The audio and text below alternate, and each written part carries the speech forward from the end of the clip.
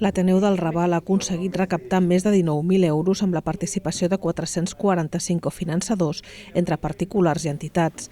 Aquesta xifra representa gairebé 6.000 euros més dels 14.000 de mínim fixats a la campanya engegada a la plataforma goteo.org amb el lema Salvem l'Ateneu.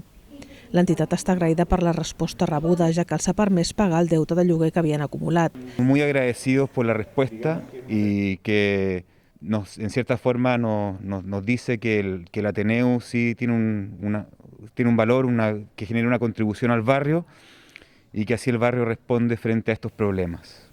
Tot i això, la continuïtat de l'entitat no està garantida, ja que al no tenir ingressos tornaran a no poder pagar el lloguer. Genera un alivio, obviamente, pero dependemos ahora de generar distintos proyectos y recursos por distintos lados, entre ellos intentar que el propietario baje el alquiler. Actualment l'Ateneu paga 3.000 euros mensuals de lloguer. Portaven mesos sense poder assumir-ho, ja que arran de la pandèmia no poden fer el Bermuteneu Solidari, l'activitat amb la que financen el lloguer.